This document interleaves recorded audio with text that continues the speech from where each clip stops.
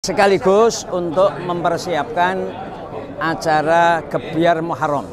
Jadi ini untuk persiapan Gebyar Muharram supaya bisa diikuti semua elemen umat Islam Solo Raya, sehingga bisa menghasilkan suatu suasana yang kondusif, yang indah, yang akan bisa menjadi inspirasi bagi umat Islam untuk bersatu.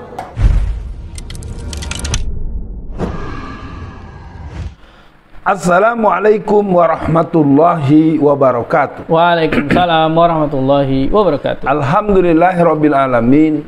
Pemirsa, kita jumpa lagi di acara Dibacain Berita. Beritanya akan dibacakan oleh Bung Kameramen.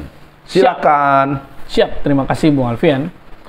Bung Alfian, ini saya mendapatkan video YouTube yang berjudul Wujudkan Persatuan, 500 tokoh Islam hadiri Forum Silaturahmi bersama di Gedung Majelis Tafsir Al-Quran Pusat.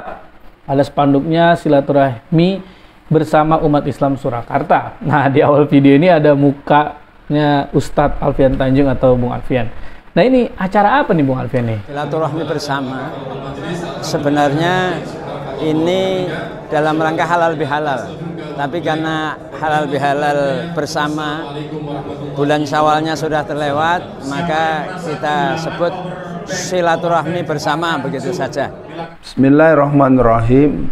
Pada hari Ahad, tanggal 4 bulan Juni, di daerah Tangsel juga diadakan pertemuan yang dihadiri oleh 500 ulama se-Jawa Barat, se-Jakarta, Banten, itu berkumpul di Tangsel, ya, di sebuah pesantren yang kita sempat berikan juga dengan judul waktu itu UAT menghadiri acara UAS, kan gitu. Betul. Nah, jadi acara ini yang saya hadiri, subhanallah, saya juga berkesempatan hadir di acara yang diinisiasi oleh Forum Ulama, oleh DSKS, oleh satuan-satuan gerakan umat Islam yang ada se-Solo Raya, yang sejatinya mereka mencakup se-Jawa Tengah, tapi sentrumnya ada di Solo dan Solo Raya, yang merupakan sebuah pertemuan untuk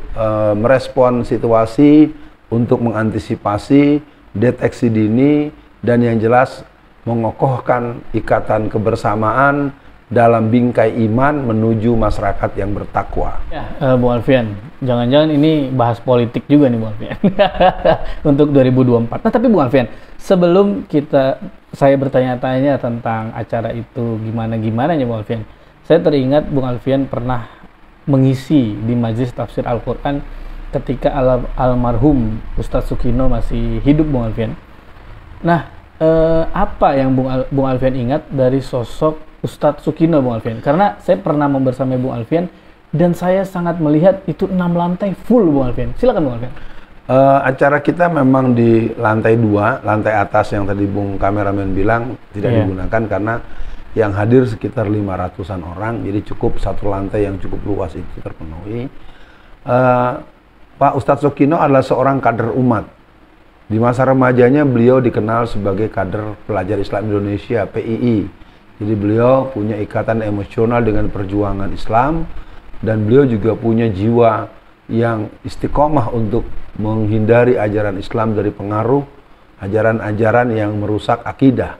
Nah, sosok beliau adalah sosok yang menginginkan adanya purifikasi ajaran Islam. Di antara yang sangat beliau tentang adalah hal-hal yang berhubungan dengan perdukunan. Karena di tempat beliau dulu saya sempat ditunjukkan ada lemari-lemari besar yang isinya keris-keris, pedang-pedang yang diisi oleh jin-jin dan tuyul-tuyul, ya, yang kelihatannya itu masih menjadi satu semangat daripada orang-orang yang mengelola MTA. Jadi Pak Ustadz Sukino telah mendahului kita beberapa waktu yang lalu dan sekarang diteruskan oleh putranya, yaitu Ustadz Nurholik. Beliau adalah sosok pemimpin pemersatu umat, dan beliau seorang yang punya kemampuan mengorganisasikan sebuah gerakan dakwah yang mempunyai percepatan dan kecepatan berkembang dan bertumbuh, baik cabang-cabang, sekolah-sekolah maupun majelis-majelis yang ada di seluruh Indonesia. Begitu Bung Kameramen. Iya, Bung Alfian. Kembali ke hal yang sedang kita bahas, Bung Alfian, pertemuan atau silaturahim tokoh. Kalau sebetulnya ini intens dilakukan sebelum-sebelumnya, saya rasa harusnya Gibran nggak jadi wali kota Solo hari ini, Bung Alfian. Nah, Bung Alfian, sering ada penghalangan pertemuan-pertemuan yang dilakukan oleh para ulama dan tokoh-tokoh Islam. Apa sebetulnya, Bung Alfian, yang ditakuti oleh musuh-musuh Islam ketika umat Islam atau tokoh-tokohnya itu bertemu, Bung Alfian? Karena kan ya kita sering tahu lah, Bung Alfian, seperti bulan Ramadan kemarin, bukberlah dilarang. Saya tetap melihat itu ada indikasi jangan sampai nih tokoh-tokoh atau ulama atau berinteraksi langsung dengan umat. Bagaimana, Bung Alfian? Yang jelas kalau cuma sekedar pengajian, kalau sekedar aktivitas ibadah, dakwah yang sifatnya normatif, tidak akan pernah diganggu. Yeah. Jadi kekhawatiran musuh-musuh Islam itu dua. Kalau umat Islam itu membangun formula kerja al-jihadu iktisadiyah, jihad ekonomi dalam artian yang sesungguhnya, kekuatan pasar-pasar rakyat dan terbangunnya ekonomi umat, ekonomi rakyat secara kombinatif. Yang kedua, adanya kekuatan politik yang diawali dengan kesadaran politik. Yeah. Jadi kalau kebangunan daripada komunitas konglomerat muslim atau saudagar-saudagar muslim yang pernah berjaya pada tahun-tahun 1900-an di Solo dan sekitarnya, dan kekuatan pemimpin-pemimpin yang berhaluan politik Islam, itu memang kelihatannya bukan hanya di Solo, tapi di seluruh Indonesia, bahkan seluruh dunia itu dihalang-halangi. Jadi saya melihat pertemuan kemarin tidak membahas masalah itu, lebih bersifat menyatukan hati, menyatukan pikiran, dan kepedulian kita terhadap berbagai hal yang tidak bisa diselesaikan dengan sendiri-sendiri.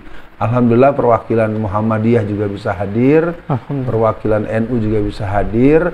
Yang jelas satuan-satuan gerakan itu berkumpul dengan sangat mesra. Pihak kepolisian juga representatif yang hadir, pihak tentara juga representatif yang hadir, dan juga wakil-wakil anggota DPRD yang ada di lingkar Jawa Tengah itu relatif hadir, baik teman-teman PKS, teman-teman yang berhaluan partai Islam juga berdatangan untuk acara itu. Iya, Bung Alfian, alhamdulillah kita bersyukur ada terus pertemuan-pertemuan yang dilakukan oleh tokoh-tokoh dan ulama gitu, Bung Alfian. Tapi mungkin untuk akhir sesi kali ini, Bung Alfian, apa kata kunci dari silaturahim tersebut yang bisa di-share ke teman-teman penonton Bung Alfian, dan mungkin apa juga nih Bung Alfian, semangat Bung Alfian untuk teman-teman di Jawa Tengah? Karena kalau kita lihat Sumatera Barat, Islam selalu menang. Kita lihat Jawa Barat, Islam selalu menang. Tapi kalau tiba di Jawa Tengah, Jawa Timur, walaupun di sana banyak pesantren, selalu yang menang banteng lagi, banteng terus. Ini apa PR-nya Bung Alfian? Silakan. Ya, yang jelas ini pertemuan yang sangat potensial karena bersambung dengan semangat acara Tahun Baru Islam tahun lalu. Ya, artinya tahun 1444 Hijriah. Artinya yang tahun 1445 ini belum, insya Allah akan diadakan. Nah, untuk di Jawa Tengah, kalau saya ingin mengkabarkan, nanti di tengah proses ini akan ada subuh gabungan remaja se-Jawa Tengah dengan mengorganisasikan 1 juta remaja pada tanggal 19 bulan Juli tahun 2023. Nanti mungkin ada spesial berita atau spesial sesi untuk masalah ini. Hambatan yang dialami adalah memang hambatan historis ya, hambatan historis, dan saya sebagai orang yang sudah memasuki tahun keempat berada di negeri Jawa Tengahan itu sangat melihat terjadi akselerasi yang cukup bagus, sinergi, kolaborasi, dan kesadaran akan pentingnya kekuatan secara finansial dan kekuatan secara politik, dan itu merupakan sesuatu yang lumrah dan juga menjadi hak bagi seluruh bangsa Indonesia termasuk umat Islam. Untuk Jawa Tengah, insya Allah 2024 kekuatan politik pribumi, kekuatan politik yang berhaluan tauhid, yang berpikiran untuk membuat dinamika yang diberkahi Allah Subhanahu wa Ta'ala akan lebih mewujud. Nah, itulah yang mungkin bisa disampaikan.